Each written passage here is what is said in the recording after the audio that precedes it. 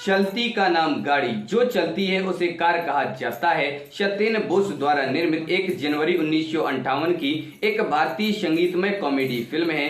गांगुली भाइयों के साथ मधुबाला, अभिनीत अशोक कुमार, अनूप कुमार और किशोर कुमार। द फिल्म एक अधेड़ उम्र के व्यक्ति के इर्द गिर्द घूमती है जो कुछ गलत फहमियों के कारण महिलाओं से नाराज हो जाता है और अपने छोटे भाइयों को शादी करने से रोकता है।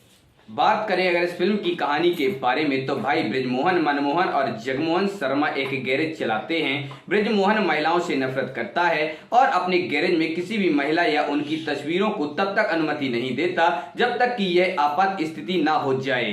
एक दिन जब मनमोहन रात की पाली में होता है, रेणु नाम की एक महिला गैरेज में आती है और उसकी कार टूट जाती है। रेणु मनमोहन पर गुस्सा करती है क्योंकि वह सो रहा है, वह उसे ड्यूटी पर जाना होता है। मनमोहन को यह बात पसंद नहीं है कि रेणु उस पर चिल्लाए और शुरू में अपनी कार की मरम्मत करने से इनकार कर दिया, लेकिन अंत में सहमत हो गया। मनमोहन कार को ठीक करता है और उसके बाद रेणु वहां से निकल जाती है। मनमोहन को उसकी सेवाओं के लिए भुगतान करना भूल जाती है। वह अपने भाई ब्रिजमोहन को इस बारे में बताता है और महसूस करता है कि रेणु अपना पर्स गैरेज में भूल गई है।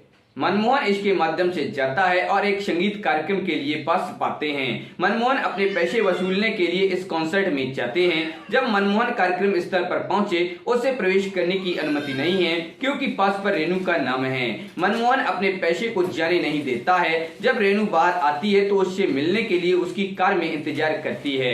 हालांकि वह सो जाता है और रेणु उसे नोटिस नहीं करती है। वह कार में मनमोहन के साथ अपने गैरेज में घर और पार्क चली जाती है। जब मनमोहन जागता है तो उसे भूख लगती है और वह रेणु के गैरेज में कुछ खाने की तलाश करता है। घर का एक नौकर ये देखता है और मनमोहन का पीछा करता है, जो भागने में सफल हो जाता है।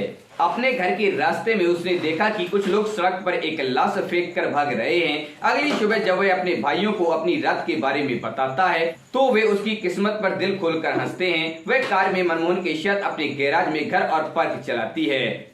बाद में रेणु ने गैराज पर फोन किया और अपनी कार के लिए मदद मांगी और आश्वासन दिया कि वह अपनी फीस वापस कर देगी। मनमोहन ने उसके घर जाने से इनकार कर दिया, इस डर से कि वह रेणु के नौकर द्वारा पहचाना जाएगा और मुसीबत में पड़ जाएगा। जगमोहन ने जाने का फैसला किया। जगमोहन शीला से रेणु के घर में मिलता है और दोनों में बातचीत शुरू हो जाती है। हालांकि जगमोहन महिलाओं से डरता है। वह घबरा जाता है क्योंकि शीला आसपास है और कार की मरम्मत नहीं कर सकती है। जगमोहन के जाने के बाद रेणु ने मनमोहन को बुलाने का फैसला किया। इस बीच रेणु के पिता राजा हरदयाल सिंह से संपर्क करते हैं, जो अपने छोटे भाई की शादी रेणु से करवाना चाहते हैं। रेणु के पिता इस बारे में रेणु से बात करने का फैसला करते हैं। यह नहीं जानते कि राजा हरदयाल और उनके भाई बदमाश हैं। मनमोहन ने राजा हरदयाल के भाई की लाश फेंकते देखा था। जैसा कि रेणु मनमोहन के लिए गिरधाई है और बदमाश उसकी विरासत चाहते हैं। रेणु और मनमोहन को हरदयाल के आदमियों ने पकड़ लिया है। कैद में वे कामनी से मिलते हैं। महिला जिसकी तस्वीर रेणु को ब्रिजमोहन के कमरे में मिली थी। ब्रिजमोहन और कामनी प्यार में थे, लेकिन उनकी शादी राजा हरदयाल से कर दी गई थी। ब्रिजमोहन को लगता था कि उसने एक अमीर आदमी के लिए उसे छोड़ दिया है। नतीजतन वह फैसला करता है कि वह उसके बाद कभी भी महिलाओं के साथ नहीं मिलेगा।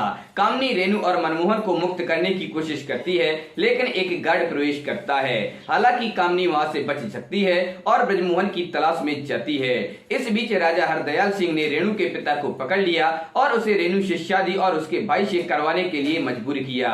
न करने पर मनमोहन को मारने की धमकी दी। इससे पहले कि राजा हरदयाल सिंह अपना रास्ता तय करते, मनमोहन को कामनी द्वारा घटना स्थल पर लाया जाता है।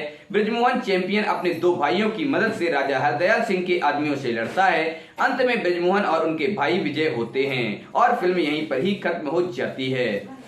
अगर बात करें इनके कैरेक्टर्स के बारे में तो ब्रिजमोहन शर्मा के रूप में अशोक कुमार, रेणु के रूप में मधुबाला, अनूप कुमार जगमोहन के रूप में, किशोर कुमार मनमोहन के रूप में, शाहिरा शीला के रूप में, वीना कामनी के रूप में, KN सिंह राजा हरदयाल सिंह के रूप में, मोहन चोटी मौजिया के रूप में, सज्जन प्रकाश चंद के रूप में, डांसर के रूप में हेलन, कोयल नर्तकी के रूप में, डांसर के रूप में मिनहाज अंसारी, ज्वेलरी शॉप के मालिक लालचंद के रूप में आसित सेन, रेणु के पिता के रूप में SN बनर्जी आदि सभी लोगों ने काम किया है। तो दोस्तों, आप लोगों को वीडियो कैसा लगा? पसंद आए तो लाइक करें और अपने दोस्तों के साथ शेयर करें। हमारे चैनल पर पहली बार आए हैं तो हमारे चैनल अनाज मूवीज को सब्सक्राइब करें और बेल आइकन भी दबा दें।